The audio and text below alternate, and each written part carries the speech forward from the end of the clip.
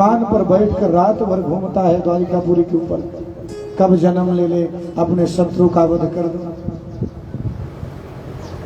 अच्छा, दुनिया के लोग ये नहीं जानते कि संसार में एक ही सबसे बड़ा सत्य है और वो सत्य है मृत्यु।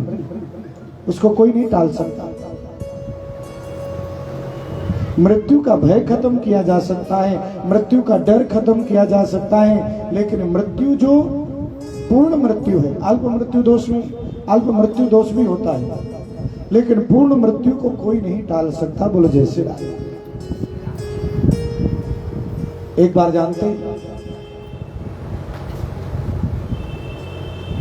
पक्षी लोक के राजा हैं गरुड़ जी महाराज, और पक्षी लोक पर एक बार गरुड़ जी ने यमराज जी का निमंत्रण दिया। बोलो जय श्री राम।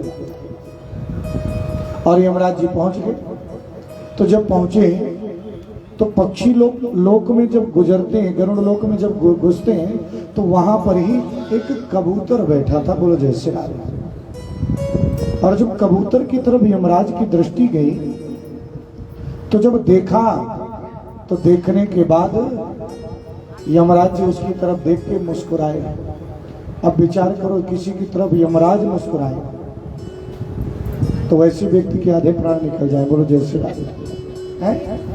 कबूतर घबरा गया, यमराज जी मुस्कुराए, गड़बड़ है कुछ ना कुछ। आज जानते हैं, सूत जी महाराज मानो शौनकादिक ऋषियों से कहना चाहते हैं, जब यमराज मुस्कुराए और अंदर चले गए तो वो जो कबूतर है दौड़ करके गरुड़ के पास गया। बोले कुछ ना गड़बड़ जरूर है। आज लगता है मेरी उम्र समाप्त हो चुकी, क्योंकि यमराज ही मुझे देखकर मुस्कुराए। गरुड़ जी ने कहा चिंता मत करो, और एक अपने सैनिक से कहा जाओ यमराज जी का स्वागत करो, मैं आता हूं। और गरुड़ जी की गति कितनी है, मन से भी तेज है। सोचने की बात है, मन से तेज है गरुड़ जी। मन हमारा कितना तेज है, कहो अभी तुरंत में मुंबई पहुंच जाए। बोलो जय श्री राम। उससे भी तेज गति है गरुड़ की।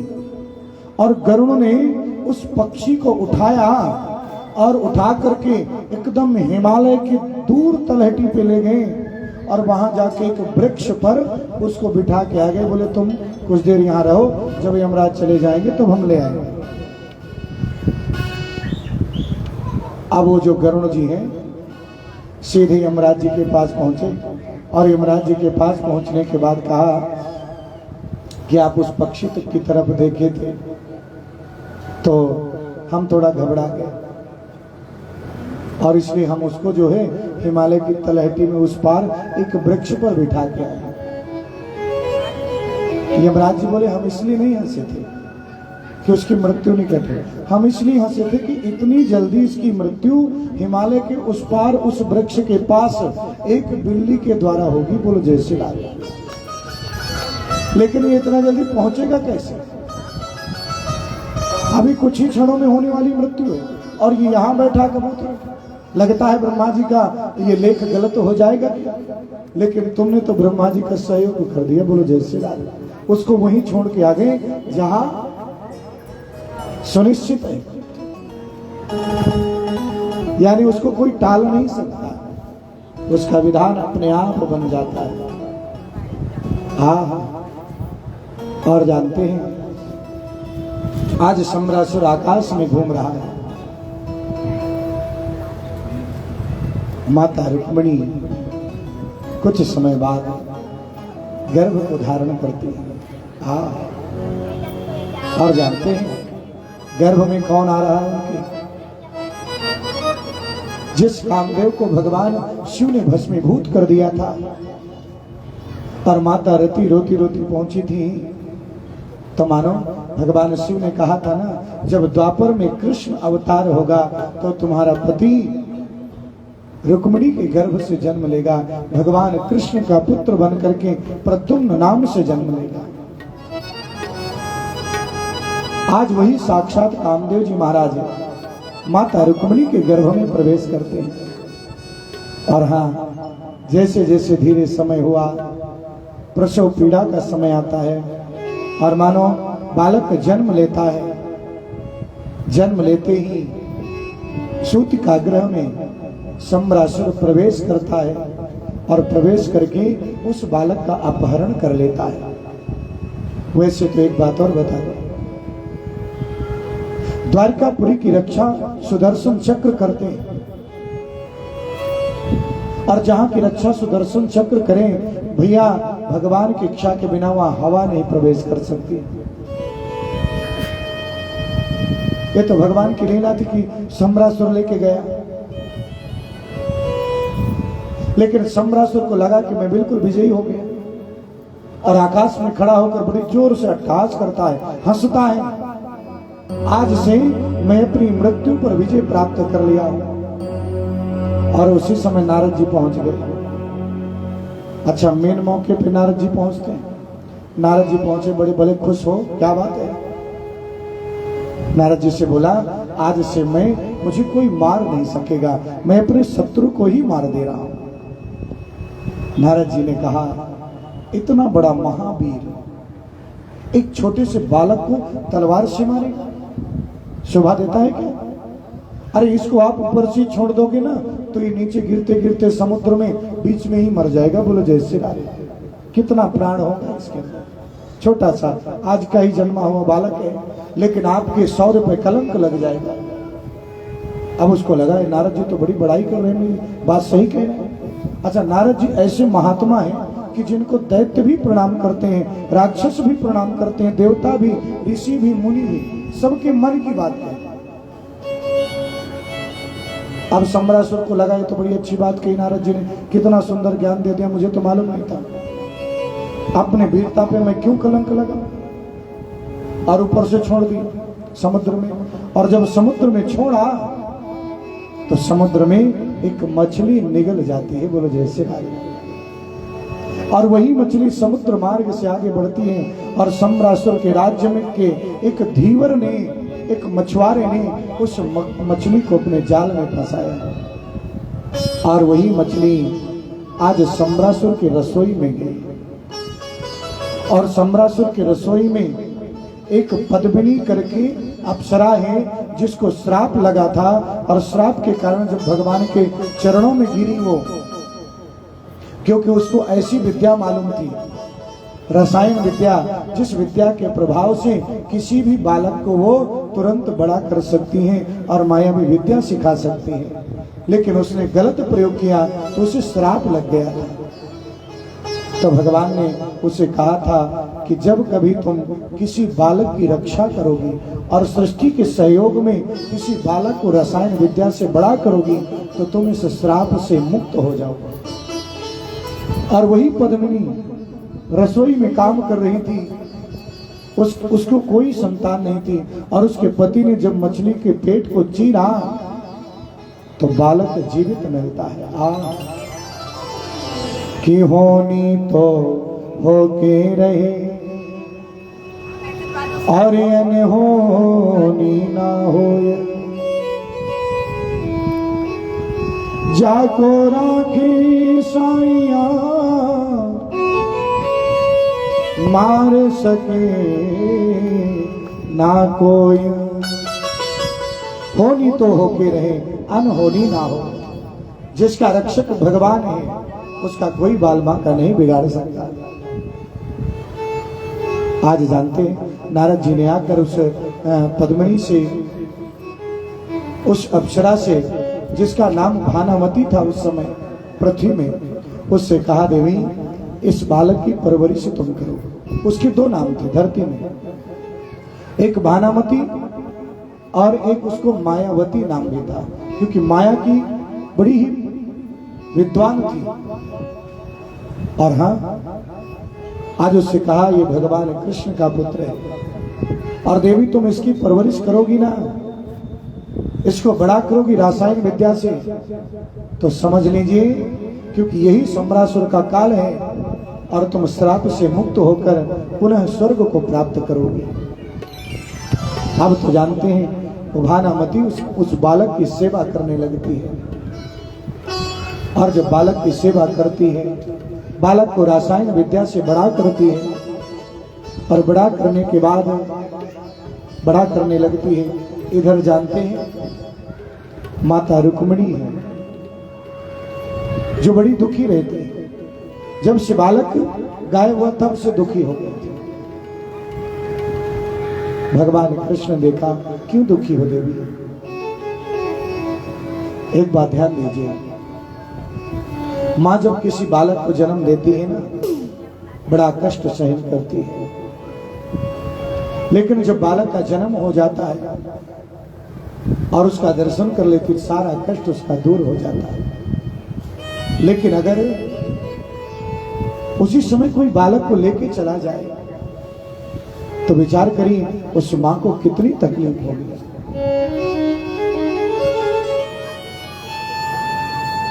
आज मेरे गोविंद कहते हैं, देवी आप मनुष्य लोक में हैं, मृत्यु लोक में हैं। ये मृत्यु लोक ऐसा है कि हर पल संघर्ष से भरा हुआ है। बोलो जैसे हर व्यक्ति के जीवन में संघर्ष है, दुख भी है, सुख भी है। कोई दुनिया का ऐसा व्यक्ति नहीं होगा, चाहे वो साधु हो, संत हो, महात्मा हो, विद्वान हो, साधारण व्यक्ति हो, कोई भी हो, राजा हो, रंक हो, सभी के जीवन में दुख भी है और सुख भी है। हाँ, इतना जरूर है, कहीं कहीं उसकी मात्रा ज्यादा है, कहीं मात्रा कम है ग्रह योग के कारण। लेकिन दुख सुख सबको है। जो इस धरती पर जन्म लेगा, भगवान ने भी जन्म लिया, राम अवतार धारण किया, जंगल जंगल भटकना पड़ा, माता जानकी से विक्षोभ पहले हुआ, फिर बाद में भी विक्षोभ हुआ। बोलो जय श्री राम। भगवान कृष्ण ने जन्म लिया, जन्म कहाँ हुआ? बोले जहां चोर उचक्के डकैत रहते हैं वहां जन्म हुआ, जेल है। और जेल में जन्म होने के बाद पालन कहीं दूसरी जगह। माँ का एक दिन प्यार नहीं मिला। ओरिजिनल जो माँ है, एक दिन अपनी माँ का दूध तक नहीं पिया, और वापस आए तो ये राक्षस आक्रमण कर रहा है, तो वो राक्षस आ रहा है, और ये सब करते करते महाभारत का युद्ध हुआ। युद्ध भी हुआ, उस समय भी जिसको निमित्त बना के युद्ध कर रहे थे भगवान, वही रथ से मतलब युद्ध से विरक्त हो रहा था। और उस युद्ध स्थान में विचार करिए, जब दोनों तरफ से सेनाएं खड़ी हों, बाण संधान किए, एक शंख बजते ही युद्ध प्रारंभ हो जाए, और ऐसी अवस्था के समय में भी जो परम गीता का ज्ञान प्रदान कर दे। बोलो जय श्री राम। ऐसा दिव्य ज्ञान भगवान का जीवन देखिए ना, कभी शांति नहीं रही, चारों तरफ भटकते रहे, दौड़ते रहे, सब कुछ अच्छा करने में ही लगे रहे कि जितने दिन रहूं इस धरती के लिए अच्छा ही करके जाऊं। बोलो जय श्री राम। लेकिन इंसान कभी कभी थोड़ी सी विपत्ति आती, थोड़ी सी तकलीफ आती, घबरा जाता है। ध्यान देना, विपत्ति में घबराना नहीं चाहिए, विपत्ति में धैर्य धारण करना चाहिए। मनुस्मृति में धर्म की परिभाषा आई है। धर्म किसे कहते हैं? धृति, क्षमा, दमोस्तेयम, शौच, मेन्द्र निग्रह। जिस व्यक्ति के अंदर जितना ज्यादा धैर्य है, वो व्यक्ति उतना ही अपने धर्म में मजबूत है। कुछ लोग होते हैं, थोड़ी सी तकलीफ आई ना, बिखर जाते हैं। अरे भैया, भगवान का स्मरण करो और हर मुसीबत से लड़ने के लिए आगे बढ़ो। जब आप आगे बढ़ोगे तो परमात्मा आपकी जरूर सहायता करेंगे। बोलो जय श्री राम। लेकिन अगर आप खुद होकर के नहीं बढ़ोगे तो भगवान भी सोचते ये तो आलसी है। भगवान कहते हैं मैं उसी की सहायता करता हूं जो अपनी खुद की सहायता करने के लिए बढ़ता है आगे, तब मैं सहयोग करता हूं। अरे आप करो ना, बाकी तो सब ईश्वर पर छोड़ो। अपने कर्तव्य में मत पीछे हटो। लोग कर्तव्य को भूल जाते हैं, कर्तव्य को छोड़ देते हैं। और ध्यान दीजिएगा,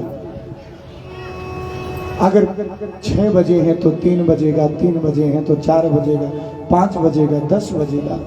टाइम बदलता रहता है, टाइम एक जैसा नहीं चलता है।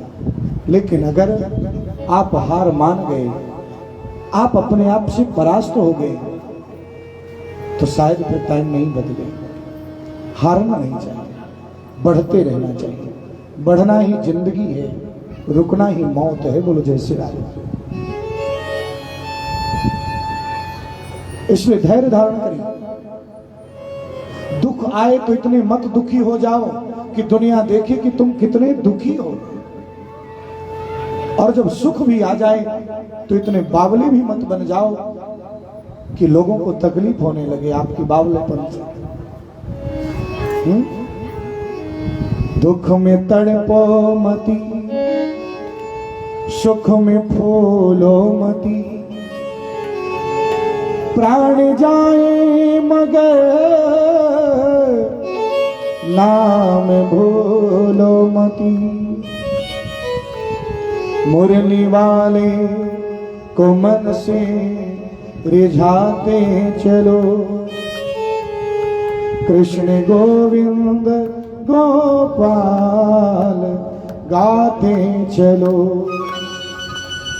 हर समय भगवान का ध्यान करते चलना है, भगवान का स्मरण करते चलना है, और निश्चित रूप से मानो मेरे गोविंद की कृपा आपके जीवन में जरूर से जरूर होगी। बोलो जय श्री राम। कोई भगवान का ध्यान तो करके देखे। और मानो सूत जी महाराज बड़ी सुंदर आज बात उन सभी को बता रहे हैं। बोलो जय श्री राम। बोलिए भक्त वत्सल भगवान की।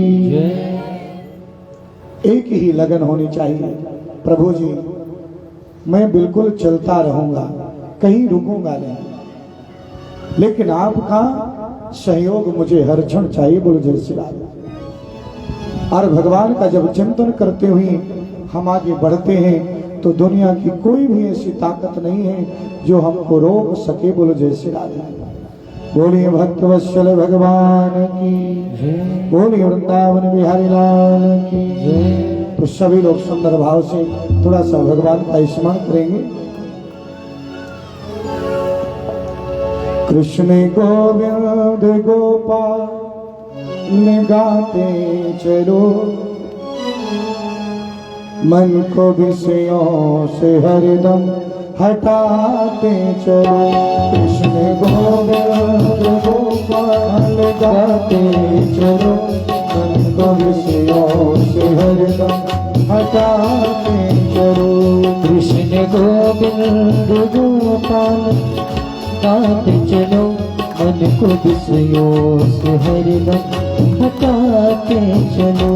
देखना इंद्रियों के न घोड़े भगे, देखना इंद्रियों के न घोड़े भगे, उनमें हरदम विषयों के कोड़े पड़े, उनमें हरदम संयम के कोड़े पड़े। अपने रथ को सुमार्ग लगाते चलो, अपने रथ को सुमार्ग लगाते चलो। कृष्ण गोविंद गोपाल गाते चलो, कृष्ण गोविंद गोपाल गाते चलो। जय हो श्री राम। हे गोविंद हे गोपाल।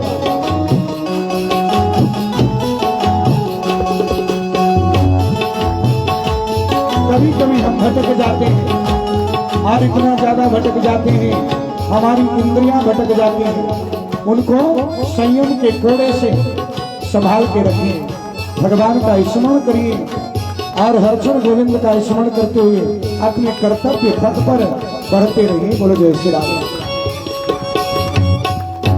काम करते चलो नाम जपते चलो, काम करते चलो नाम जपते चलो।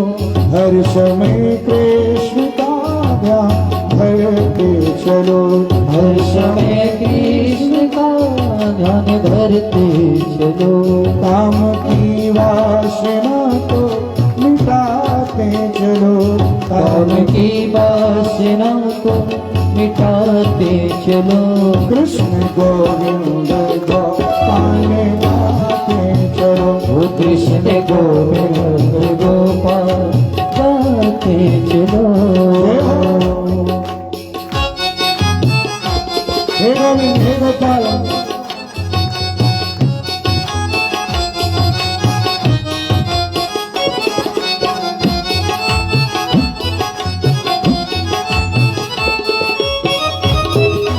श्री राम है।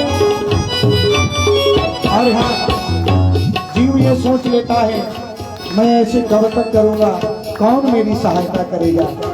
ध्यान दीजिएगा, आपके पास हरि खड़ा है, आपके पास गोपाल खड़ा है, आपके पास वो व्यक्ति खड़ा है जो दुनिया का सबका सहारा है, सबका किनारा है। लेकिन अपने कर्म पथ से पीछे मत हटो। याद आएगी उनको कभी ना कभी, याद आएगी उनको कभी ना कभी। कृष्ण दर्शन तो देंगे कभी ना कभी। कृष्ण दर्शन तो देंगे कभी ना कभी। ऐसा विश्वास मन में जगाते चलो, ऐसा विश्वास मन में जगाते चलो। कृष्ण गोविंद गोपाल में गाते चलो। कृष्ण गोविंद गोपाल गाते चलो। कृष्ण गोविंद गोपाल गाते चलो। कृष्ण गोविंद गोपाल गाते चलो। मन को विषयों से हरिरम हटाते चलो। मन को विश्वास से हरदम हटाते चलो। मन को विषयों से हरिरम हटाते चलो। कृष्ण गोविंद गोपाल गाते चलो, मन को विषयों से हरदम हटाते चलो। थोड़ा थोड़ा अच्छा एक बात सोचिए, आप जो भी कर्म करते हैं, जिसलिए दुखी रहते हैं, क्यों दुखी रहते हैं, उसका कारण ढूंढिए। और फिर सोचिए कि मेरे जैसे संसार में कितने लोग हैं, बोलो जय श्री राधे, और मैं कितने से अच्छा हूं, ये भी देखिए। क्यों दुखी रहे? हर परिस्थिति में संतुष्ट रहने का उपाय ढूंढिए, बोलो जय श्री राधे। भगवान की शरण ग्रहण करिए, अंतर हृदय से अपने कर्तव्य पथ पर चलिए। ईश्वर आपकी हर क्षण सहायता करेगा, लेकिन दिशा सही होनी चाहिए।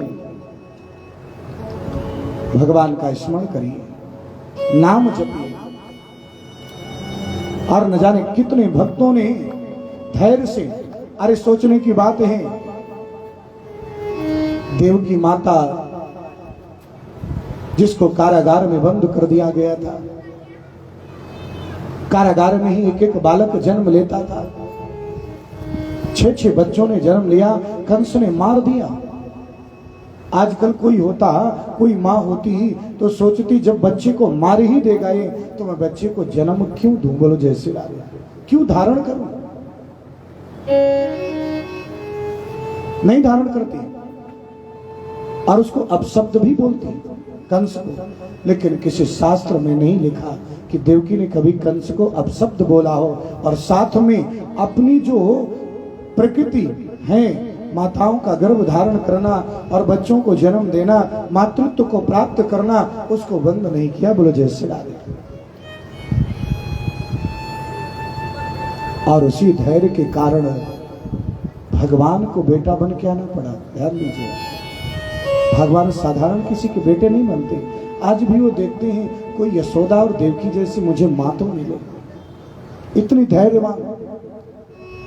हमारे घर में, हमारे परिवार में थोड़ा सा कोई कुछ बोल देता है, घर में झगड़े क्यों होते हैं? जहां सहन शक्ति कम हो जाती है।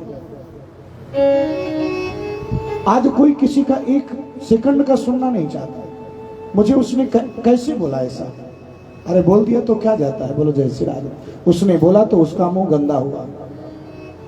अच्छा ये बताओ, गंदा पानी कहाँ बहता है? गंदी नाली में। अच्छा पानी अच्छी जगह रहता है। कोई व्यक्ति अपशब्द बोलता है तो वो गंदा है, वो गंदी नाली है उसका मुंह। भाई गंदे शब्द निकालोगे तो ये मुंह भी एक गंदी नाली जैसा है, और हम भी निकालें तो हम भी गंदी नाली हो गए। आज किसी भी घर में जो तकलीफें हैं मात्र इस बात की हैं क्योंकि सहन शक्ति कम होती जा रही। बोलो जय श्री राधे। विचार करिए, पहले के समय में माताएं बहनें होती थी, शादी विवाह होते थे, अगर कुछ कष्ट भी रहता था ना तो भी जीवन यापन कर लेते थे। बोलो जय श्री राधे। लेकिन आजकल एक शब्द कुछ गड़बड़ हो गया, सीधे कोर्ट में हिसाब होगा। ये कौन सा तरीका है? ये हमारी संस्कृति नहीं है। क्या आप दूसरे जगह जाएंगे तो वहां शब्द नहीं निकलेंगे हैं? क्या सब कुछ अच्छा ही मिलेगा? अरे भैया, जीवन जीना भी एक कला है। जिस परिस्थिति में हम पहुंच गए हैं उस परिस्थिति में अगर हम ईश्वर का स्मरण करते हुए अपने जीवन को व्यवस्थित तरीके से बिता ले जाएं और दूसरों को संतुष्ट थोड़ा सा करते हुए, तभी हमारी बहादुरी है। बोलो जय श्री राधे। रिश्ता तोड़ना तो एक साधारण बात है, रिश्ते को जोड़ के पूरी जीवन पार कर देना ये महानता है। बोलो जय श्री राधे। हर व्यक्ति में नहीं होता। और आज इस चीज की बहुत ज्यादा कमी है। तो जानते हैं, तभी तो घर घर में तकलीफ होती है। जहां भी हम जाते महाराज जी, ऐसी तकलीफ ऐसी तकलीफ। वो तकलीफ क्यों होती है? तकलीफ क्योंकि सहन शक्ति। और दूसरी बात सद्बुद्धि, सद्विवेक। आज लोगों के घर बिगड़ रहे हैं। पहले राम जी का विवाह हुआ, दशरथ जी जनक जी समधी होते थे। समधी का मतलब समान बुद्धि वाले, एक दूसरे की इज्जत का ख्याल करते हुए और परिवार को आगे बढ़ाने की चेष्टा रखते थे। आजकल तो माता पिता जो बुजुर्ग हैं ना, वही अपनी संतान को समझा ही नहीं पाते। बोलो जय श्री राधे। सबसे बड़ी बात यह है, सबके समझाने की क्षमता ही चली गई, ऐसे मन लग रहा है। कोई नहीं समझा पाता है। और बच्चे बोले नहीं समझते। बोले तुमने कभी समझाया नहीं। बोलो जय श्री राधे। समझाना ऐसे थोड़ी होता है जब 20 साल का हो जाए तब अचानक समझाओ। समझाना तो भैया शुरू से पड़ता है। शास्त्र मेरा कहता है, बच्चों को अगर जन्म दो तो पैसा कमाओ ठीक है, लेकिन पैसे के साथ साथ उस बच्चे के पास समय देना माता पिता का सबसे बड़ा धर्म है। और समय दो तो उनको उचित शिक्षा दो, शुरू से ही उचित कार्य करवाओ, उचित ज्ञान दो। और जब आप उचित ज्ञान नहीं देंगे, उचित कार्य समय से नहीं करवाएंगे, तभी गड़बड़ होता है। बोलो जय श्री राधे। कहीं ना कुछ कमी हम में है, तभी तो परिवार बिगड़ रहे हैं। बोलो जय श्री राधे। ये चीज को ढूंढना पड़ेगा, उसको सुधारना बहुत जरूरी है। अपने परिवार को जो बचा ले सबसे बड़ा बुद्धिमान है। बोलो जय श्री राधे। तो जानते हैं, आज मानो रुक्मिणी माता को बड़ा सुंदर ज्ञान दिया और कहा देवी घबराओ नहीं, तुम्हारा बेटा जरूर आएगा। और वही प्रद्युम्न जी महाराज रसायन विद्या से बड़े होकर के आज सम्रासुर का वध करते हैं और वापस माता रति के साथ आज द्वारिकापुरी पहुंचे। और जब द्वारिकापुरी पर आए ना, तब तक भगवान के 16,107 विवाह और संपन्न हो गए।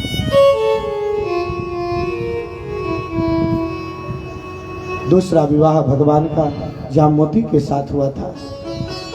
तीसरा विवाह सत्यभामा के साथ हुआ। चौथा विवाह यमुना के साथ हुआ। पांचवा विवाह मित्रविंदा के साथ हुआ। छठवां विवाह नग्नजीत के साथ हुआ। सातवां विवाह लक्ष्मणा के साथ हुआ। आठवां विवाह भद्रा के साथ हुआ। और ये 8 भगवान की पटरानियां हैं। और बोले 16,100 बाकी हैं। एक दैत्य था जिसका नाम था भौमासुर, जिसने संकल्प लिया था 20,000 कन्याओं के साथ मैं विवाह करूंगा। उसने 16,100 कन्याओं को बंदी बना लिया और उसी समय माता अदिति के कानों के कुंडल छीन लिया और कहा, तुम्हारे किसी भी देवता में सामर्थ्य हो तो कुंडल हमसे वापस ले जाए। तो जानते हैं आज माता अदिति ने भगवान कृष्ण को संदेशा भेजा, मेरे गोविंद आज सत्यभामा को लेके जाते हैं। ध्यान दीजिएगा, जो भगवान की 8 पटरानियां हैं ना, ये 8 प्रकार की जो प्रकृति होती है, गीता में आया है भूमि रापो नलो वायु खम मनो बुद्धि रेवचा, आकाश पृथ्वी जल अग्नि आदि जो 8 प्रकार की प्रकृति है, वही भगवान की 8 पटरानी बन के सेवा करने के लिए आई है। बोलो जय श्री राधे। और सत्यभामा क्या थी? बोले सत्यभामा पृथ्वी की अवतार थी, और सम्रासुर सत्यभामा वो पृथ्वी का ही बेटा था, और उसको वरदान था कि जब तक तुम्हारी मां नहीं कहेगी तुम्हारा वध नहीं होगा। इसलिए सत्यभामा को युद्ध में लेके गए, बड़ा भयंकर युद्ध हुआ। एक बाण उसने छोड़ा तो भगवान के बाजू में बाह में लगता है, खून बहने लगा। और उधर सत्यभामा बैठी थी, सत्यभामा को क्रोध आया और कह दिया गोविंद इसका वध कर दीजिए। बोलो जय श्री राधे। और मेरी गोविंद ने उसी क्षण दिव्य सुदर्शन चक्र के द्वारा उसके सर को धड़ से अलग कर दिया और उसका प्राणांत हो गया। और जैसी प्राणांत हुआ, आज भगवान आगे बढ़ते हैं, उसका उस दरवाजा को खोलते हैं जिस दरवाजे के अंदर 16,100 राजकुमारियां कन्याएं बंदी हैं। जब सब बाहर निकली, देखा भगवान ने, मन में विचार किया इनके जीवन में मात्र 2 ही रास्ते हैं, या तो ये गलत मार्ग में चली जाएं और या तो ये आत्महत्या करेंगे, क्योंकि दुनिया का कोई भी व्यक्ति अब इन्हें ग्रहण नहीं करेगा। भगवान ने समाज की बुराई को दूर करने के लिए आज उन संपूर्ण देवियों से कहा अगर आपके अंदर कोई दूषित भाव ना हो तो मैं ही आप सभी से विवाह करता हूं। बोलो जय श्री राधे। और भगवान ने एक ही मंडप पर 16,100 विवाह किए। अच्छा, अब आपको मालूम हो गया कि 8 प्रकार की प्रकृति ही 8 पटरानियां थी, तो 16,100 कौन है? तो जानते हैं वेद में 1,00,000 मंत्र हैं। कितने मंत्र हैं? कोई पूछ सकता है। 80,000 मंत्र कर्म कांड के हैं। और जानते हैं 16,000 मंत्र उपासना कांड के हैं और 4,000 मंत्र ज्ञान कांड के हैं। 16,000 जो वेद की ऋचाएं, उपासना की ऋचाएं हैं, वही भगवान की पत्नियां बन करके आज भगवान की उपासना करने आई हैं। बोलो जय श्री राधे।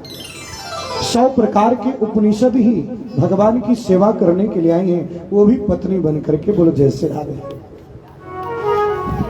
और दूसरी बात है, जो लोग कहते हैं भगवान का 16,108 विवाह हुए, ध्यान दीजिएगा, किसी डॉक्टर सर्जन से पूछ लीजिएगा, जिसको जानकारी हो अच्छे से, वही बता सकता है। ये हमारे आध्यात्म का विषय है।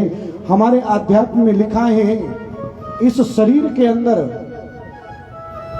मांसपेशियां, ग्रंथियां, हड्डियां, ये सब टोटल जितना है मिला करके 16,108 है। बोलो जय श्री राधे। और उससे ये शरीर बना है, और इस शरीर पर जिसका अधिकार होता है उसको हम क्या बोलते हैं? योगी। हमारा अधिकार इस शरीर पे नहीं है। अरे हमारा शरीर पे अधिकार होता ना तो भैया शरीर हमें कभी नहीं छोड़ता। छोड़ता क्या? हमारा बिल्कुल अधिकार नहीं। हम इंद्रियों के बस में, मन के बस में है, स्वाद इंद्रिय के बस में। डॉक्टर इतना मना करता है मत खाना मत खाना ही, लेकिन बढ़िया रसगुल्ला मिल गया, ले लो। कितने इंद्रियों के गुलाम हैं। तो जो इस शरीर का मालिक है, यानी शरीर पर जिसका अधिकार है, जो परमहंस है, योगी है, उसका अधिकार इस शरीर पर है। और ब्रह्मांड के संपूर्ण योगियों पर जिसका अधिकार है, उसी का नाम योगी राज भगवान कृष्ण है। बोलो जय श्री राधे। तो भगवान संसार के संपूर्ण शरीरों के पति हैं, स्वामी हैं। इसलिए 16,108 भगवान की पत्नियां हैं। बोलो जय श्री राधे। और हाँ, ऐसे गोविंद की 16,108 रानियां। भगवान का गृहस्थ जीवन भी बड़ा ही सुंदर है। सूत जी महाराज कह रहे हैं, जब शौनकादिक ऋषियों को कथा सुना रहे हैं ना, तो कथा सुनाते हुए बड़े आनंदित हो रहे हैं। और बोले भगवान की जब कथा सुनता हूं तो मन करता है कितना सुनूं, बोलो जैसे लाले। मन ये भी कभी कभी कहता है कि भगवान की उस छवि को, कृपामय छवि को हर क्षण मैं अपनी आंखों से दर्शन करता रहूं, बोलो जैसे लाले। मेरी आंखों से कभी ओझल ही ना हो वो छवि, ये भी मेरे मन में भाव जगता रहता है। और हाँ, आज सूत जी महाराज मानो बड़े ही सुंदर भाव से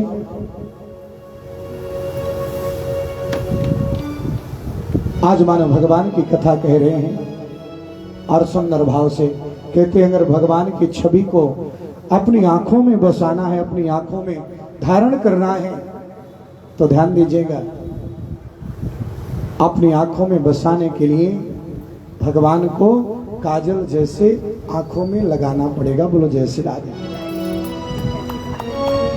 जैसे हम काजल लगाते हैं ना सजने के लिए, संवरने के लिए, तो काजल की तरह भगवान को आंखों में बैठाएं और निश्चित रूप से हर क्षण दर्शन होगा।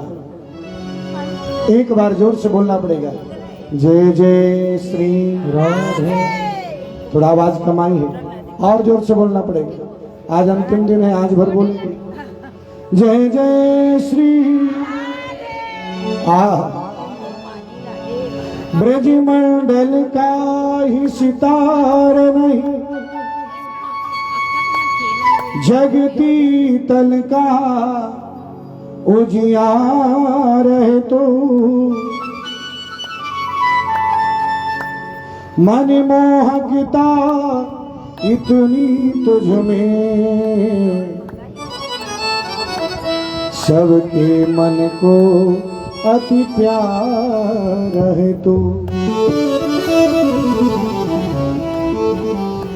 यह जीवन क्यों न निछावर हो,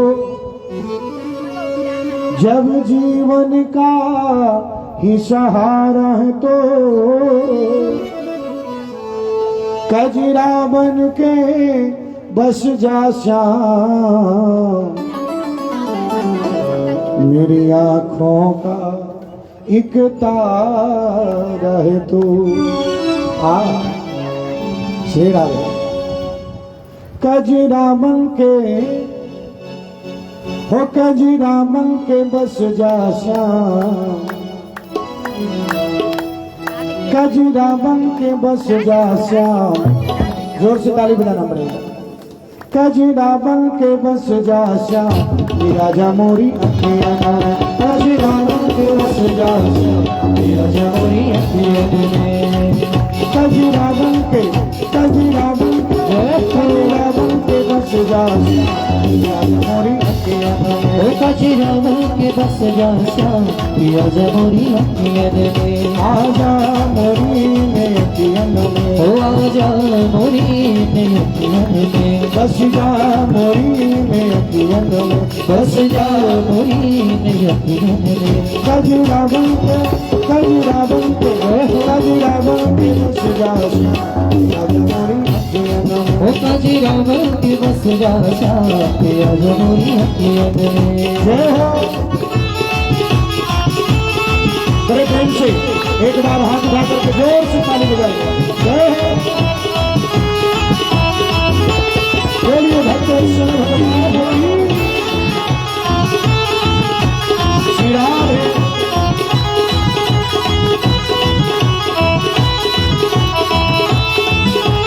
जय हो।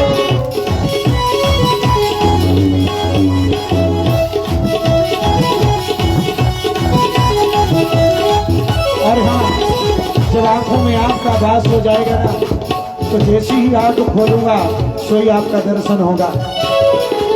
नैनों को खोलूं तो तुझको ही देखो, नैनों को खोलूं तो तुझको ही देखो, नैनों को खोलूं तो तुझको ही देखो, नैनों को खोलूं तो तुझको ही देखो, लपकों पलक तो तुझे को ही देखो, लपके पलक तो तुझे को ही देखो, लपकों पलक तो तुझे को ही देखो, लपके पलक तो तुझे को ही देखो। तुझे देखो मैं, तुझे देखो मैं, तुझे देखो मेरा खोया वो तुझे देखो मेरा खोया, दिया जरूरी अखियन में। आजा मोरी में अखियन में, आजा मोरी में अखियन में, बस जा मोरी में अखियन में, वो बस जा मोरी में अखियन में। गजरा बनके, गजरा बनके, गजरा बनके बस जा वो कचिरा बनके बस जा सा, दिया जरूरी अखियन में। जय हो मेरे भक्त श्रीराम की जय हो। श्री राम है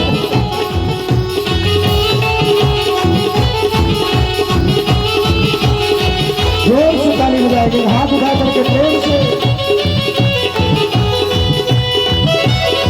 जय हो।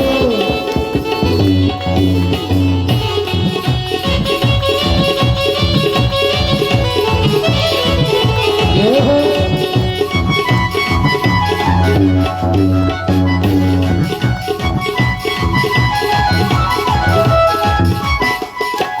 मैं तो हुई श्याम तेरी दीवानी, मैं तो हुई शाम तेरी दीवानी, मैं तो हुई श्याम तेरी दीवानी, मैं तो हुई शाम तेरी दीवानी। कहना सकूं मैं किसी से कहानी, कहना सकूं मैं तुझे से कहानी, कहना सकूं मैं किसी से कहानी, कहना सकूं मैं किसी से कहानी। तेरी भक्ति का, जय हो। तेरी भक्ति का, हरि बोल। तेरी भक्ति का चल के वो तेरी भक्ति का छल के जा, पिया जमोरी अखियन में। आजा मोरी में अखियन में, ओ आजा मोरी में अखियन में, बस जा मोरी में अखियन में, बस जा मोरी में अखियन में। गजरा बनके, गजरा बनके, जय हो। गजरा बनके बस जा वो कचिरा बनके बस जा सा, पिया जमोरी अखियन में। जय हो श्री राम है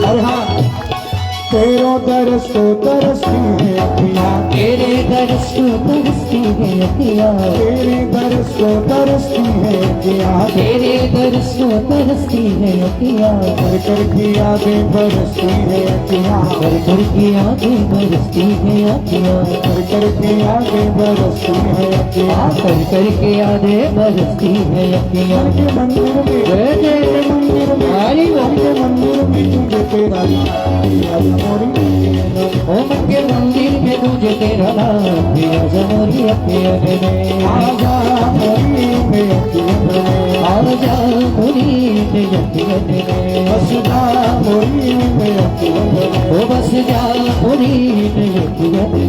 गजरा बनके, गजरा बनके, गजरा बनके बस जा याद मोरी ओ कजरा बनके बस जा सा, पिया जमोरी अखियन में। गजरा बनके बस जा याद मोरी अखियन में, पिया जमोरी अखियन में, याद मोरी अखियन में, पिया जमोरी अखियन में। याद मोरी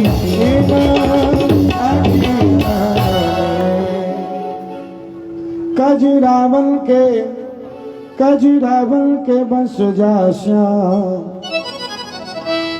किया जा मोरी इन अखियन में। और हाँ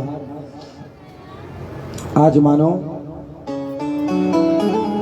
भक्त बड़े ही सुंदर भाव से भगवान का ध्यान करते हैं। अच्छा, आगे की एक बड़ी सुंदर कथा है और जिस कथा का नाम है श्री तुलसी वर्षा की कथा। कहते हैं भागवत में अगर तुलसी वर्षा की कथा हम नहीं सुनते तो कथा सुनने की मानो पूर्णता नहीं होती। बोले जय श्री राम। बोले इसका महत्व तो क्या है? तो जानते हैं, ये तुलसी वर्षा की कथा, जैसे मैंने आपको शुरू में ही बताया था कि भगवान का भी जो गृहस्थ जीवन रहा, उस जीवन में भी कभी न कभी कोई ना कोई पत्नी नाराज होती है। बोलो जय श्री राम। अच्छा, एक बात ध्यान दीजिएगा, नाराजगी भी दो तरह की होती है। एक प्रेम की नाराजगी होती है, बोलो जय श्री राम, वो बड़ी सुंदर होती है, अच्छी लगती है। एक जगह हम कथा करने गए थे, बड़े ध्यान से सुनिएगा। और जब कथा करने गए थे तो वहां पर बुजुर्ग दंपति उस परिवार में रहते थे और लगभग तकरीबन उनकी उम्र रही होगी वही 90 के करीब।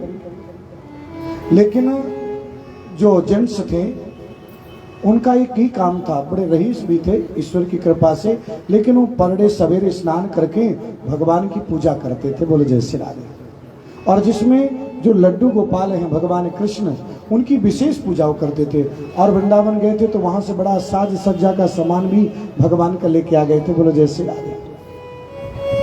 और संयोग बस ऐसा हुआ कि उनको कुछ दिनों के लिए कहीं बाहर जाना था।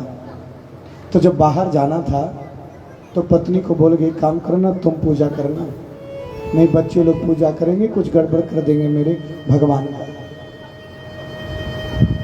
तो संयोग बस भगवान को उन्होंने एक चांदी की बांसुरी बनवाई थी, वो भी उनको लगाते थे हाथ में। और क्या हुआ कि वो जो उनकी पत्नी जब पूजा करती थी तो पता नहीं कैसे वो बांसुरी खो गई। बोलो जय श्री राम। और जब बांसुरी खो गई, वापस जब वहां से आए वो पूजा करने के लिए दूसरे बैठे तो देखा बांसुरी नहीं मिल रही। अब वो गुस्सा हो गए, इतना ज्यादा गुस्सा, बोलने लगे। पहले तो ये बोलते थे भगवान की बांसुरी कहाँ गई, भगवान की बांसुरी कहाँ गई, लाओ जल्दी बांसुरी कहाँ गई भगवान की। और बोलते बोलते थोड़ी देर में बोलने लगे, मेरी बांसुरी कहाँ गई, मेरी बांसुरी कहाँ गई। पहले भगवान की बोलते थे, फिर बाद में हुआ मेरी बांसुरी, मेरी बांसुरी। अच्छा, पहले के जमाने में मेला लगता था तो मेले में भी बांसुरियां बच्चे लोग खरीदते थे, हैं? बूढ़े लोगों को बांसुरी तो लगती नहीं। अब वो बोल रहे हैं मेरी बांसुरी, मेरी बांसुरी। पत्नी बड़ी समझदार थी, बोली आप क्यों इतना ज्यादा शोर कर रहे हैं, अपने आप को तकलीफ दे रहे हैं। कोई बात नहीं, बांसुरी चली गई होगी, खो गई होगी आपकी, मेले में जाऊंगी, आपके लिए दूसरी बांसुरी ले आऊंगी। बोलो जय श्री राम। मतलब जैसे छोटे बच्चे को लाया जाता है ना, इस भाव से जवाब दिया कि वो थोड़ी देर शांत रहे और फिर शांत हो गए। बोलो जय श्री राम।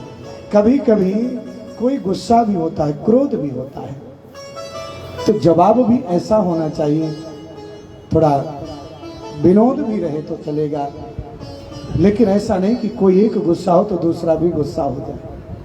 एक को शांत रहना चाहिए। तो कभी कभी प्रेम का गुस्सा होता है। कहीं कहीं देखने को मिलता है कि जनरली जो है पत्नियां किसी प्रेम बस गुस्सा करती हैं। आपने ऐसा क्यों नहीं किया, आपके लिए विशेष करके लाभदायी, आपको लाभदायी रहे, तो भाव होता है। तो अंतर हृदय से कभी द्वेष नहीं आना चाहिए। दाम्पत्य जीवन में होना चाहिए तो प्रेममय सब कुछ अच्छा लगता है। भगवान का गृहस्थ जीवन देखने आज नारद जी महाराज आए, और जब नारद जी महाराज आए ना तो सोचने लगे गृहस्थ जीवन कैसा होगा। तो जैसे एक गेट बना है बाहर और उसके अंदर 16,108 महल बने। भगवान जब गेट से अंदर जाते हैं तो 16,108 रूपों में विभक्त हो जाते हैं, अलग अलग महलों में पहुंच गए। और जब बाहर जाते हैं तो सब रूप एक में हो जाते हैं। बोलो जय श्री राधे। तो ये भगवान ही कर सकते हैं। लेकिन उन 16,108 रानियों में कुछ रानियां ऐसी हैं जिनके जीवन में एक ही भाव चल रहा है कि भगवान सबसे ज्यादा चाहते क्या है, चाहते किसको है। अब सोचने की बात है। कभी कभी हम भागवत करने तो भगवान की कृपा से दक्षिण भारत के कुछ प्रांतों को छोड़ करके, नहीं लगभग हर स्टेट में भागवत कथा हमारी होती ही रहती है। नेपाल तक हमारी कथाएं होती हैं। तो जानते हैं हर जगह जाते हैं तो एक प्रश्न जरूर आता है कहीं ना कहीं, महाराज जी ये हमारा कहना नहीं मानते, कुछ ऐसा मंत्र दे दो कि कहना मानने लगे। बोले जय श्री राधे। मैंने कहा कितना मानते हैं? कुछ तो मानते हैं, हम तो देखते हैं। बोले हाँ मानते हैं, लेकिन उतना नहीं मानते। बोले कितना मानना चाहिए? बोले जब बोले बैठ जाओ तो बैठ जाए, जब खड़े हो जाओ तो खड़े हो जाओ। तो ये तो भैया गुलामी है? तो क्या गुलाम बनाना चाहते? तो मतलब एक सोचने की बात है कि एक दाम्पत्य जीवन में पति पत्नी के अंदर ये भाव जग जाता है कि मतलब ये मुझे सब मानते हैं कि नहीं। कई बार परीक्षाएं भी होती है, हाँ परीक्षाएं ली भी जाती है। और हाँ आज यही बात वहां भी है, द्वारिकापुरी में भी।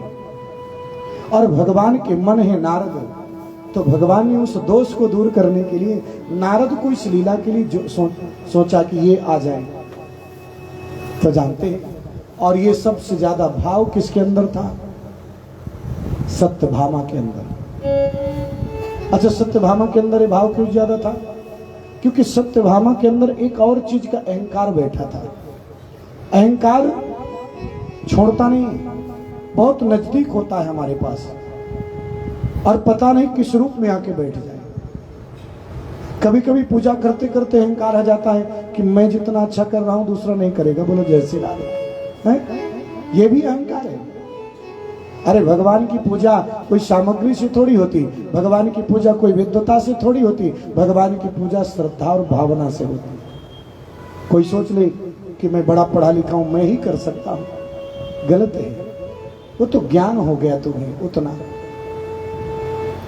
भगवान की पूजा करने वाले तो एक से बड़े ज्ञानी पड़े हैं और अपने अनुसार उन्होंने पूजन किया है। ज्ञान का अहंकार होना भी एक मूर्खता है, क्रिया का अहंकार होना वो भी एक मूर्खता है, धन का अहंकार होना वो भी एक मूर्खता है कि मैं बड़ी अच्छी क्रिया करता हूं। अरे भैया जो तू कर रहा है श्रद्धा से कर, वही पूर्ण है। भगवान तो कहते हैं तो एक फल भी चढ़ा, श्रद्धा से चढ़ा, वही मुझे स्वीकार है। लेकिन तू करोड़ों रुपए चढ़ा दे बिना श्रद्धा के तो मुझे स्वीकार नहीं है। बोलो जय श्री राम। बड़े बड़े ज्ञानियों को भगवान नहीं मिले, लेकिन एक सरल व्यक्ति को मिल गए। कई कथाएं सुनी होंगी जो बिल्कुल पढ़ा नहीं है, कहीं नहीं गए। सूरदास ने कभी स्कूल का मुख नहीं देखा, मीराबाई ने कभी स्कूल नहीं गई, लेकिन आज उनके दोहों पर, उनके पदों पर लोग बाग पीएचडी करते हैं। बोलो जय श्री राधे। ये आंतरिक ज्ञान है, भक्तिमय ज्ञान है, श्रद्धा का ज्ञान है। नामदेव जी महाराष्ट्र के एक से बड़े संत हुए, संत तुकाराम जी हैं, उनकी जीवनी उठा करके देखिए। नामदेव जी महाराज तो कुत्ते के अंदर भी भगवान को पहचान लिए। बोलो जय श्री राम हैं, और उसके अंदर भगवान का दर्शन किया। तो भावना होती है, श्रद्धा होती है, विश्वास होता है। तो जानते हैं ये तुलसी वर्षा नाम की कथा है। सबसे ज्यादा अहंकार सत्यभामा को इस बात का है क्योंकि उसके पास एक ऐसी मणि है जिस मणि से 2 टन सोना रोज निकलता है। बोलो जय श्री राम। वो 2 कुंटल सोना रोज निकलता है, ऐसी मणि है। अब कुछ लोग बैठे होंगे, महाराज जी ऐसी मणि मिल जाए क्या होगा? ऐसी मणि मिल जाए तो बोले रोज भागवत चलती रहे, बोलो जय श्री राधे। ऐसी मणि मिल जाए तो रात भर नींद ना आए, बोलो जय श्री राधे। ये पक्की बात है, पता नहीं कौन आ जाए लेगा। तो जानते हैं जिसके पास जितना धन है ना, समझ लीजिए वो उतना ही बेचैन है, बोलो जय श्री राधे। हाँ, जितना ज्यादा उतना ही परेशान है। हम जैसे आप लोग जी सकते हैं ना, वैसा वो नहीं जी सकता, बड़ा धनवान। वो तो भैया रास्ते में खड़े होकर के कुछ चीज खा भी नहीं सकता, बोलो जैसे राधे है। तो साईं इतना दीजिए, जामे कुटुंब समाए, मैं भी भूखा ना रहूं और साधु न भूखा जाए, और जीवन में संतुष्टता बनी रहे, बोलो जय श्री राधे। सबसे ज्यादा उसकी जरूरत है। तो जानते हैं आज मानो नारद जी महाराज जब सभी रानियों से मिलते हैं तो घूमते घूमते पहुंचे कहाँ, सत्यभामा के पास। और जब सत्यभामा के पास पहुंचे, सत्यभामा ने प्रणाम किया, बोले बहुत बड़ी कृपा की आप यहाँ पर आ गए, और आपसे एक प्रार्थना है। बोले कौन सी? बोले प्रार्थना ये है कि आप तो बहुत बड़े ज्ञानी हैं। बोले हाँ। तो बोले कोई ऐसी पूजा हो जिस पूजा के करने से भगवान सबसे ज्यादा हमें चाहिए। बोले वैसी ही पूजा तो मैं सबसे ज्यादा कराता हूं, और देवी आज तक मैंने जहां जहां वो पूजा कराई ना, उसका रिजल्ट बिल्कुल 100% मिला है, बोलो जय श्री राधे। लेकिन एक शर्त है, भगवान सब रानियों से ज्यादा आपको चाहेंगे गोविंद, लेकिन शर्त ये है कि दक्षिणा में जो मांगेंगे वो देना पड़ेगा। अब उसको अहंकार था सोना का, जो चाहो जो मांगेंगे वो दे देंगे। बोले ठीक है। पूजा प्रारंभ हुई, पूजा का संकल्प हुआ, और जब पूर्णाहुति आदि पड़ने लगती है, बोले पूर्णाहुति के बाद तुरंत दक्षिणा का संकल्प करना है। और जब दक्षिणा का संकल्प करने लगी तो दक्षिणा में एक ही चीज का संकल्प करवा लिया कि आप भगवान कृष्ण को दान कर दीजिए। बोले अब सत्यभामा तो कुछ समझ नहीं पाई, लेकिन दान कर दिया। और जब दान कर दिया, कृष्ण भगवान का दान कर दिया, तो मेरे नारद जी बोलते हैं कि दान की हुई वस्तु पर ब्राह्मण का अधिकार होता, संत का अधिकार होता, क्योंकि आपने उसे दिया। आप भगवान का दान किया तो भगवान अब हमारे हो गए, कृष्ण हमारे हो गए। क्या करें? बोले अभी हमारे साथ जाएंगे, अब हमारे चेला हो गए। थैला टंगा दिया, चलो। जब आगे बढ़ने लगे तो सभी जितनी रानियां हैं पूछने लगी, ये बताओ इनको कहाँ लेके जा रहे हो ऐसे? बोले सत्यभामा ने दान कर दिया। अब सब सत्यभामा से कह रही हैं, ये बताओ हमारे भाग का कृष्ण हमें वापस करो, बोलो जय श्री राधे। ये हमारे भी तो पति हैं, तो हमारे भाग का वापस करो। अब भगवान कोई वस्तु थोड़ी है कि भैया काट के दे दे। अब सत्यभामा को लगा शायद मेरे द्वारा बहुत बड़ी गलती हुई, और नारद जी से बोलने लगी कि एक काम करो, कोई दूसरा उपाय हो तो बता दो। बोले एक ही उपाय है, अगर इनके तौल का तुम सोना दान कर दो तो हम इन्हें वापस कर देंगे। और उसे सोने पर अहंकार था। बोले इनकी तौल का क्या, इनसे 10 गुना दे दूंगी। कितना वजन होगा? 1000 किलो, 2000 किलो, 5000 किलो, कितना होगा? सत्यभामा के पास तो अनाप शनाप सोना है।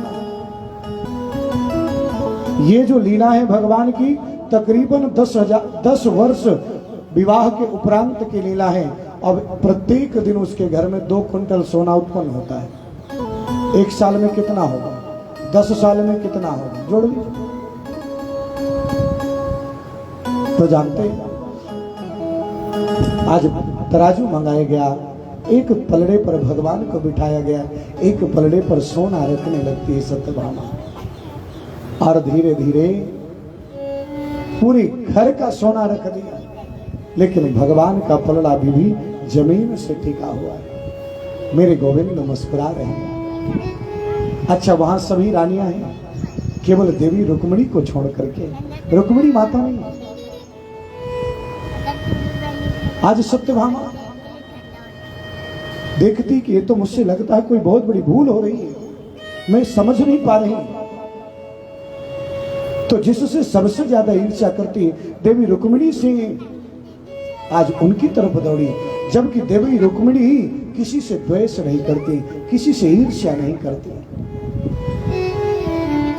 और जैसे रुक्मिणी माँ के पास पहुंचती हैं और देवी रुक्मिणी से बोलती हैं, दीदी आज मुझसे ऐसी सी गलती हो गई।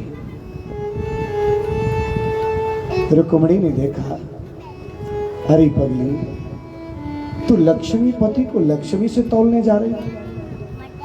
जो ब्रह्मांड की लक्ष्मी का मालिक है, एक नहीं बल्कि हजारों करोड़ों ब्रह्मांड रख दो तो भी उनका तौल नहीं कर सकता। बोलो जैसे राजा, तुम उसी को तौलने जा रही। अरे आज जानते हैं, थोड़ा सा डांटा, बोले मेरा बुरा मत मानना, तुम पहचान नहीं पाई भगवान को। और हाँ, आज मानो रुक्मिणी की आंखों से सुधारा बहने लगी। हे गोविंद, हे गोपाल, हे माधव, ये आखिर आपकी कौन लीला है? क्या दुनिया में आपको कोई तौल सकता है? लेकिन अगर तौल सकता है भाव से, तो आप एक तिनके से भी हल्के हैं। बोलो जैसे राधे। आज रुक्मिणी माता के चरणों में गिर पड़ती है, सत्यभामा दीदी अब आप ही कुछ करिए, वापस करिए, सब मेरी गलतियों को मैं सुधारूंगी जरूर। रुक्मिणी माता बोले, मुझ में सामर्थ्य नहीं है, लेकिन मैं तो एक विनती कर सकती हूँ, बस, और कुछ नहीं। और मैं ये भी जानती हूँ कि भगवान से जब विनती की जाएगी, परमात्मा की आराधना की जाएगी, तो परमात्मा उस विनती को जरूर सुनेंगे, इसे कोई नकार नहीं सकता। और माता रुक्मिणी आज अपने भवन के, अपने महल के जो मंदिर में जाती हैं और वहां पर जो ठाकुर जी को भोग लगाया है, उसमें जो तुलसी दल डाला था, उस तुलसी दल को उठाया और उस दल को अपना कंगन उतार करके उस कंगन से तुलसी दल को बांध देती है। बोलो जय श्री राधे। और बांधने के बाद आज उस स्थान पर पहुंची जिस पलड़े पर सोना रखा हुआ था, तो पहले भगवान को प्रणाम करती हैं और प्रणाम करने के बाद भगवान की परिक्रमा लगाती हैं और लगा करके केवल गोविंद का स्मरण करते हुए, गोपाल आज आपकी ही चरणों में मेरी लाज है, ऐसा कहते हुए देवी रुक्मिणी ने उस कंगन को, तुलसी से बंधे हुए कंगन को जैसी सोने की पलड़े की तरफ रखा कि सहसा अचानक सोने का जो पलड़ा है वो जमीन पर टिकने लगता है और भगवान का पलड़ा ऊपर उठने लगता है। आकाश से पुष्पों की वर्षा प्रारंभ हो जाती है। बोलिए भक्त वत्सल भगवान की जय। आज सत्यभामा दौड़ करके मेरे गोविंद के चरणों में प्रणाम करती है और कहती है, गोपाल मुझे क्षमा कर देना। आज जानते हैं मेरे गोपाल सिर्फ भाव के भूखे हैं, भावना के भूखे हैं। कोई भगवान के पास पहुंचे, भाव से पहुंचे, भगवान उसका बेड़ा पार कर देते हैं। बोलो जय श्री राधे। और हाँ, आज हम सभी लोग तुलसी वर्षा की कथा सुनने के बाद आज पहुंचेंगे उस दिव्य कथा में, जिस दिव्य कथा का दिन माना जाता है 7वां दिन, श्री सुदामा चरित्र में। बोलो जय श्री राधे। लेकिन सुदामा चरित्र में पहुंचने से पहले हम सभी लोग थोड़ा सा वंदन करेंगे किनका? श्री राधा रानी का। बोलो जय श्री राधे। एक बार जोर से बोलना पड़ेगा, जय जय श्री राधे। और जोर से, जय जय श्री। तो सुंदर भाव से भगवान का हम वंदन करेंगे और वंदन करते हुए प्रार्थना करेंगे, बोलिए भक्त वत्सल भगवान की जय। हम सभी का संकट दूर करें। कौन? श्री राधा रानी। और हाँ, आज हम भगवान की कथा समाप्त होगी, कल हवन होगा, भंडारा होगा, कल सबको हवन में आना भी है और वहाँ प्रसाद भी ग्रहण करना है और साथ में ईश्वर से प्रार्थना करना है और राधा रानी से प्रार्थना करना है। राधा रानी, हे कृपावतन से हमारे ऊपर कृपा बरसाए रखना, हमारे सारे संकट दूर करना। बोलो जय श्री राधे। और बड़ा सुंदर भजन है, बोलिए भक्त वत्सल भगवान की जय। तो आज राधा रानी के नाम की ताली बजनी चाहिए। बज रहा ना? बजाओ बजाओ बजाओ नाम की ताली, बजाओ राधा नाम की ताली, बजाओ राधा नाम की ताली, बजाओ राधा नाम की ताली। ओ तेरी संकट दूर करेगी, तेरे संकट दूर करेगी, तेरे संकट दूर करेगी, तेरे संकट दूर करेगी। ओ बरसाने वाली बजाओ बजाओ बजाओ नाम की ताली, बजाओ राधे नाम की ताली, बजाओ राधा नाम की ताली, बजाओ राधा नाम की ताली। जय हो। एक बार हाथ उठा करके जोर से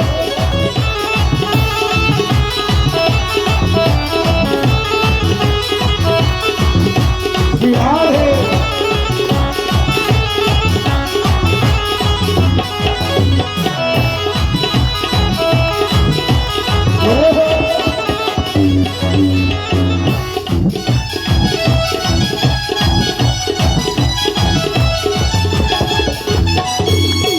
सृष्टि की आधार है राधा, सृष्टि की आधार है राधा, करुणा में सरकार है राधा, करुणा में सरकार है राधा। राधे नाम को जिसने गाया, राधे नाम को जिसने गाया, उसने भक्ति ताली बजाओ बजाओ बजाओ बजाओ राधा नाम की ताली। जय हो।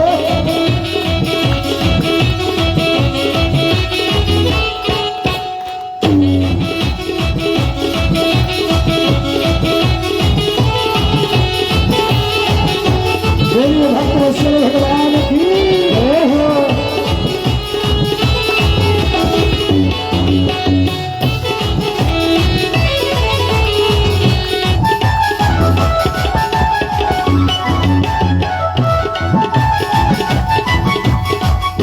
सुधा बरसाने वाले, सुधा बरसाने वाले, करुणा रस बरसाने वाले, करुणा रस बरसाने वाले, करुणा रस बरसाने वाले, करुणा रस बरसाने वाले। तन मन शीतल कर जीवन का हो, तन मन शीतल कर जीवन का, हर में वो खुशहाली बजाओ बजाओ बजाओ बजाओ राधा नाम की ताली, बजाओ राधा नाम की ताली, बजाओ राधा नाम की ताली।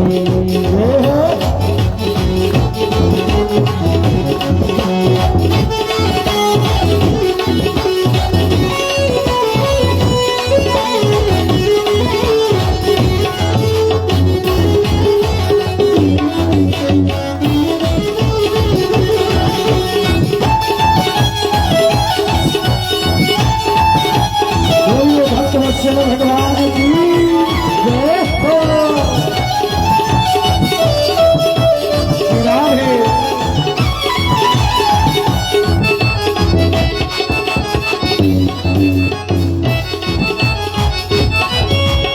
और है खुशी है राधा रानी। कृपा दृष्टि जिस पर देती, दृष्टि जिस पर देती, जीवन में खुशियाँ भर देती, जीवन में खुशियाँ भर देती। प्रेम मधुर से सब कोई बोलो, प्रेम मधुर से सब कोई बोलो, प्रेम मधुर से सब कोई बोलो। बरसाने वाली बजाओ, जोर से ताली बजाना है। बजाओ बजाओ बजाओ बजाओ राधा नाम की ताली, बजाओ राधा नाम की ताली, बजाओ राधा नाम की ताली। ओ तेरे संकट दूर करेगी, तेरे संकट दूर करेगी। ओ बरसा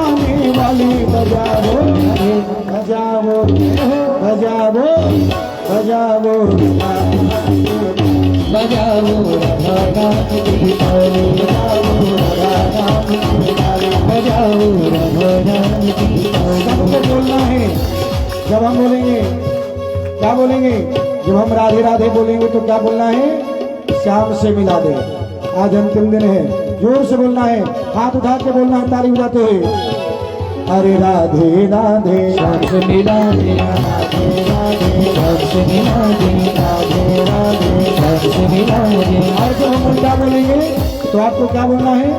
जब हम बोलेंगे श्याम से मिला दे तो क्या बोलना है? राधे राधे राधे। हाँ, राधे राधे श्याम से मिला दे, राधे राधे श्याम से मिला दे, श्याम से मिला दे। राधे राधे, राधे राधे श्याम से मिला दे, राधे राधे श्याम से मिला दे, राधे राधे श्याम से मिला दे, श्याम से मिला दे। राधे राधे, श्याम से मिला दे। राधे राधे, राधे राधे श्याम से मिला दे, राधे राधे श्याम से मिला दे, राधे राधे श्याम से मिला दे, राधे राधे श्याम से मिला दे, राधे राधे राधे श्याम से मिला दे,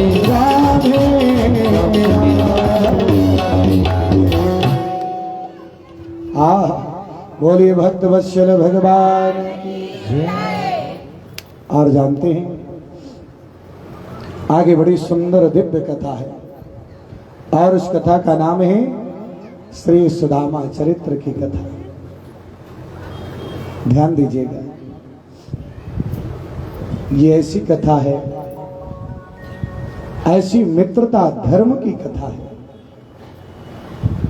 लोग बाग भूल जाते हैं, काहे के लिए?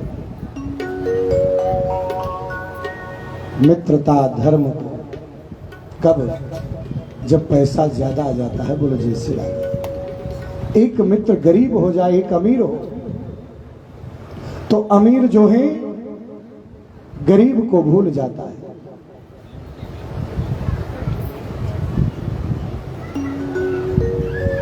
और हाँ, आज मेरे गोविंद ने मित्रता धर्म को निभाने का बड़ा सुंदर वर्णन किया है कि मित्रता धर्म निभाया कैसे जाता है। और वैसे भी आपको बता दूं, मित्रता होनी चाहिए कैसे? दूध और पानी की तरह। बोलो जय श्री राम। एक बार पानी ने दूध से कहा, हमसे मित्रता करो। बोले निभाओगे? बोले हाँ।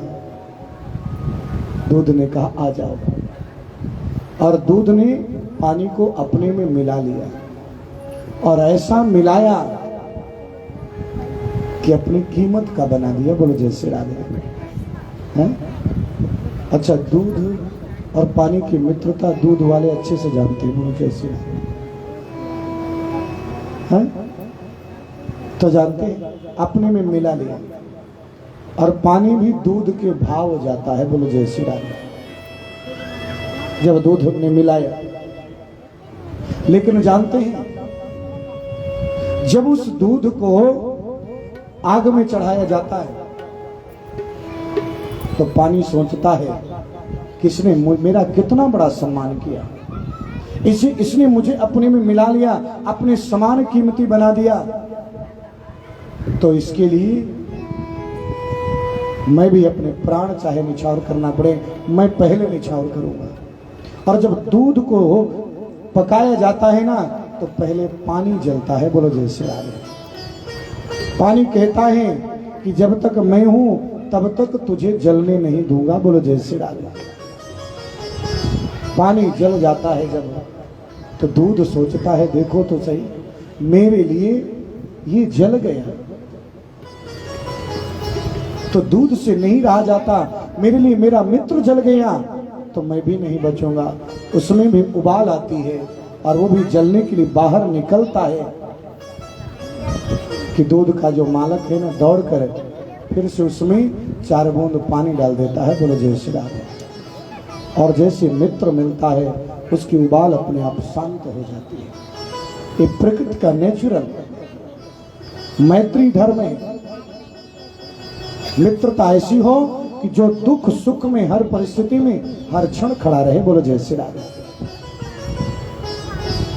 और ध्यान दीजिएगा, कुछ लोग कहते हैं सुदामा जी भगवान कृष्ण के मित्र थे और इतने गरीब इसलिए हुए क्योंकि वो उन्होंने जो है अपने मित्र का चना खा लिया था जंगल में, ऐसा बोलते हैं, लेकिन पूरी कथा नहीं जानते। सुदामा जी ऐसे मित्र हैं, कभी मित्र का भाग खा सकते हैं क्या? नहीं खा सकते। जिसने जीवन भर गरीबी में बिता दिया लेकिन कभी गोपाल के पास ये संदेशा लेके नहीं गए कि मैं गरीब हूं, बोलो जय श्री राम। किसी से कभी उतना धन नहीं मांगा कि जिससे उनकी आत्मा अपने शरीर को ही ठेस पहुंचे। केवल 5 घरों से भिक्षा मांगी। वो सुदामा जी भला अपने मित्र का भाग कैसे खा सकते हैं? लेकिन जानते हैं संदीपन मुनि के आश्रम में एक बार मात्र 4 मुट्ठी चने थे, बोलो जय श्री राम, और बाकी कुछ नहीं था आश्रम में। राजा को आदेश दिया था कि तुम राशन पानी भेजो क्योंकि गुरुकुल में बच्चे पढ़ रहे हैं। और उसी दिन लकड़ियां भी कम पड़ी तो सुदामा को आज गुरु माता ने कहा तुम्हें लकड़ी लेने जाना है। सुदामा और कृष्ण में इतनी मित्रता थी कि उन्होंने कहा कि मैं जाऊंगा और मेरा मित्र जाएगा।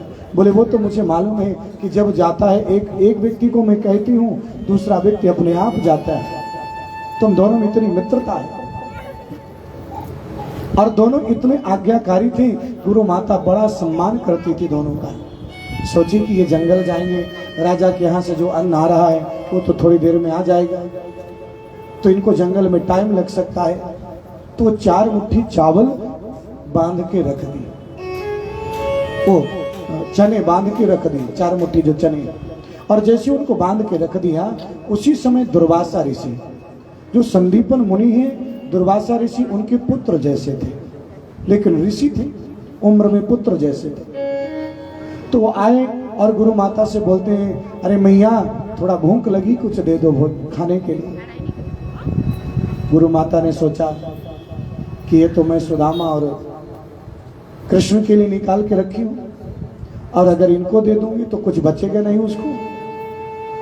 उन्होंने कहा, क्योंकि बालक जैसे थे दुर्वासा ऋषि, उन्होंने कहा एक काम करो,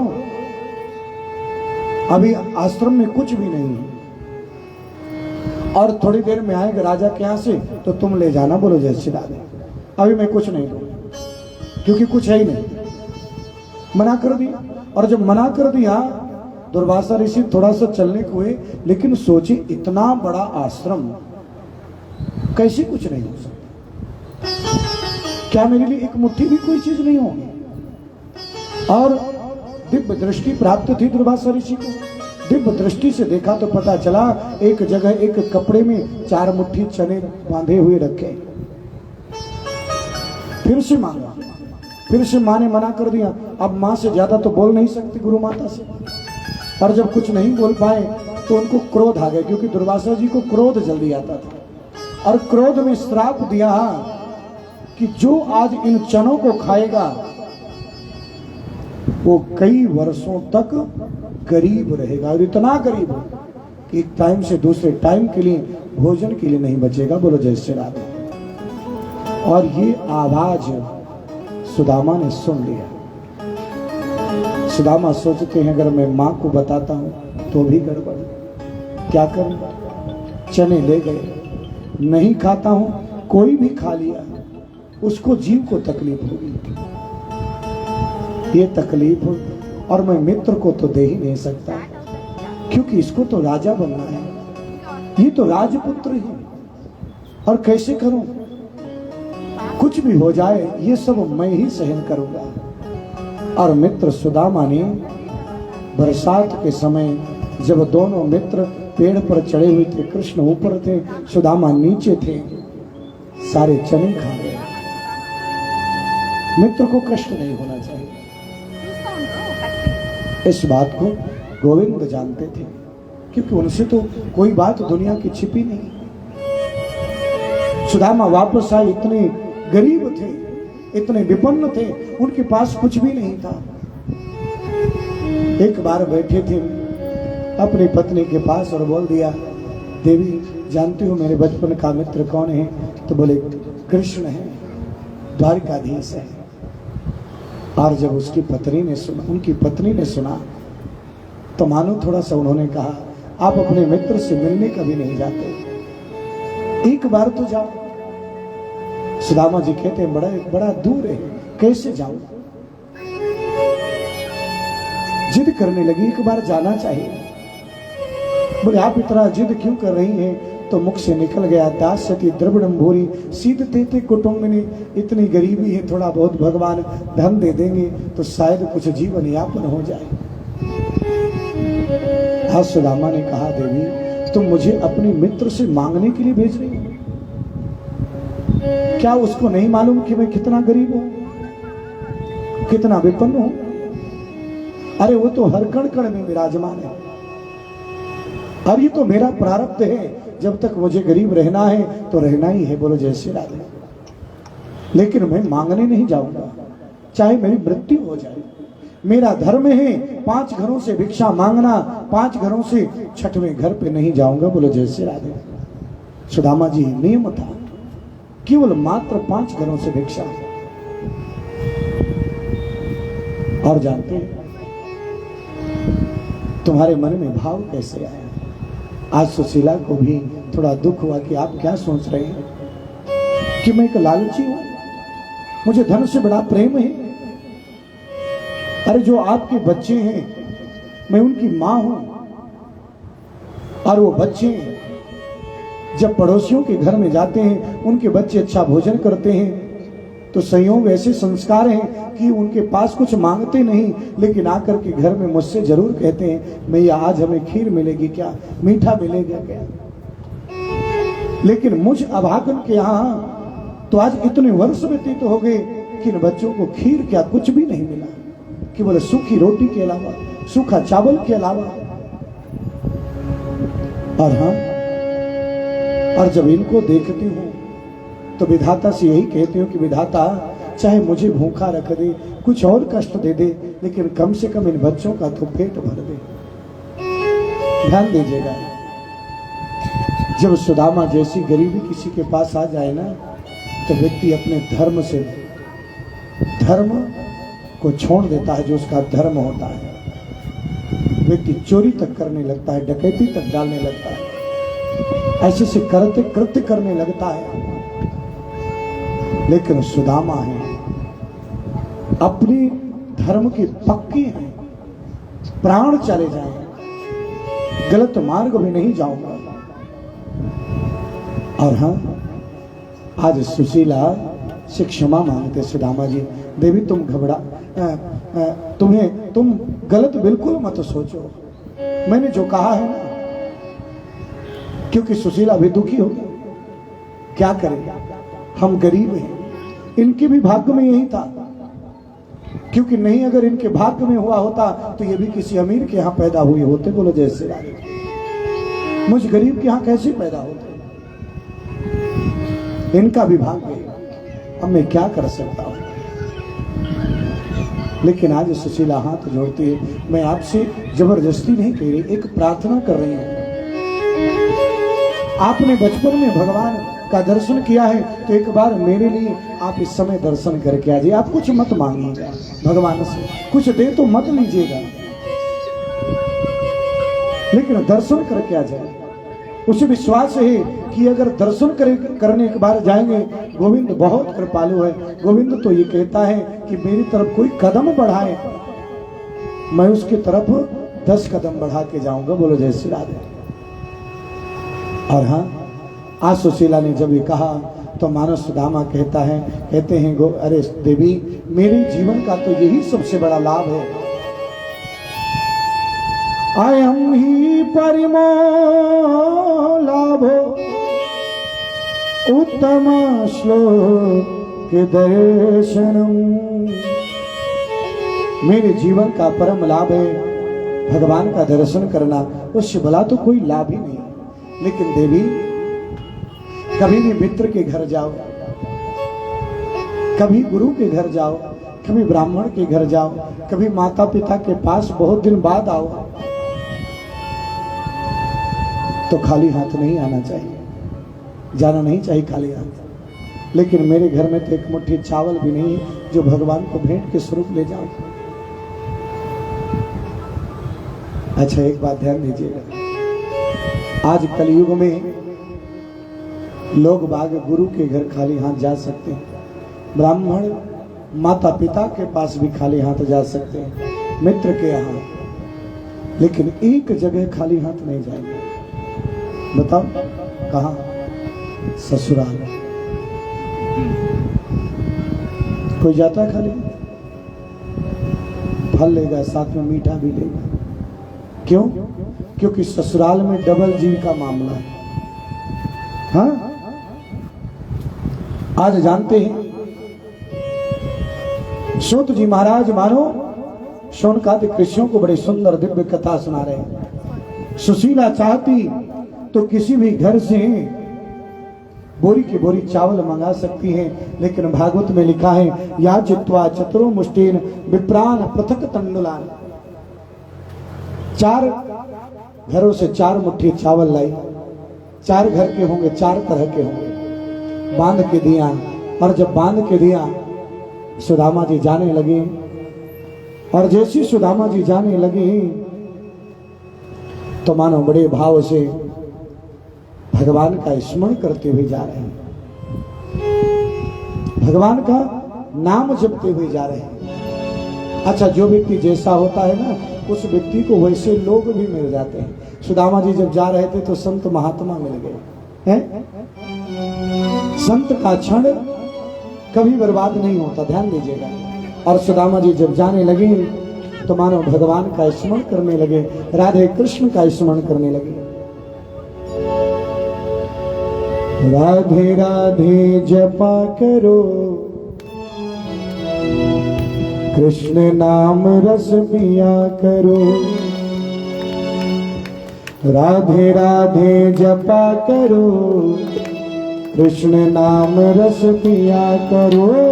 राधे राधे जपा करो, कृष्ण नाम रस पिया करो।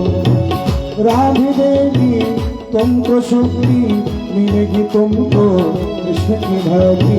मिलेगी तुमको कृष्ण की भक्ति, मिलेगी तुमको कृष्ण की भक्ति। राधे देगी तुमको शुद्धि, मिलेगी तुमको कृष्ण की भक्ति। मिलेगी तुमको कृष्ण की भक्ति। राधे, हाँ, राधे कृपा दृष्टि बरसाया करो, राधे राधे जपा करो। दृष्टि बरसाया करो, राधे राधे जपा करो। राधे राधे जपा करो, कृष्ण नाम रस पिया करो। राधे राधे जपा करो, कृष्ण नाम रस पिया करो। जय हो।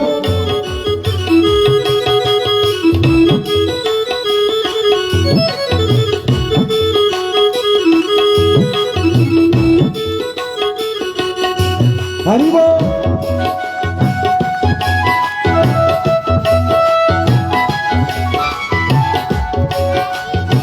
आज सुदामा जी महाराज जा रहे हैं और भगवान का भजन करते हुए। राधे रानी है महारानी, महिमा उनकी सब जग जानी। महिमा उनकी सब जग जानी, महिमा उनकी सब जग जानी। राधा रानी है महारानी, महिमा उनकी सब जग जानी। महिमा उनकी सब जग जानी। शरीरों में प्रीति लगाया करो, शरीरों में प्रीति लगाया करो। राधे राधे जपा करो। राधे राधे जपा करो, कृष्ण नाम रस पिया करो। राधे राधे जपा करो, कृष्ण नाम रस पिया करो। राधे राधे जपा करो, कृष्ण नाम रस पिया करो।